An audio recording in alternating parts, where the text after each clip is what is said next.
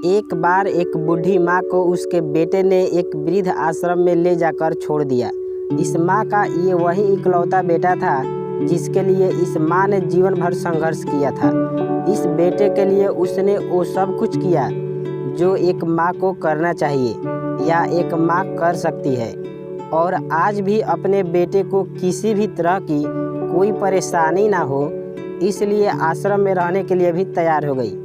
वृद्ध आश्रम में रह रही माँ हमेशा अपने बेटे को याद करती, मगर बेटा केवल 1 साल में एक बार उससे मिलने जाता या फिर फ़ोन पर ही बात कर लेता। कई साल बीत गए। वृद्ध आश्रम से बेटे को एक दिन फ़ोन आया और उधर से आवाज़ आई, बेटा जल्दी से आश्रम आ कर के अपनी माँ से मिल लो, वो बहुत सीरियस है। बेटा जब अपनी बीमार माँ के पास पहुँचा तब वह अपनी आखिरी सांसें गिन रही थी।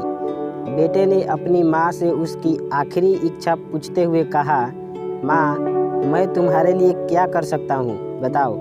माँ ने कहा, बेटा इस आश्रम में गर्मी और मच्छर बहुत ज़्यादा हैं, यहाँ पर कुछ पंखे लगवा देना। फ्रिज ना होने की वजह से यहाँ पर हम बूढ़ों को कई बार भूखे पेट ही सोना पड़ता है, क्योंकि किसी का दिया हुआ खाना खराब होने से नहीं बचा पाते। तो इस आश्रम के लिए 1-2 फ्रिज भी खरीद कर दे देना।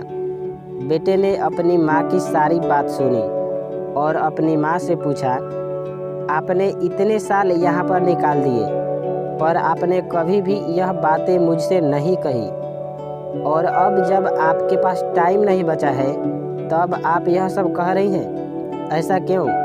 माँ ने बेटे को जवाब देते हुए कहा, बेटा मैंने गर्मी, भूख और पीड़ा सहन कर ली, लेकिन मुझे पता है जब तेरे बच्चे तुझे यहाँ पर छोड़कर जाएंगे तब तू यह सब सहन नहीं कर पाएगा।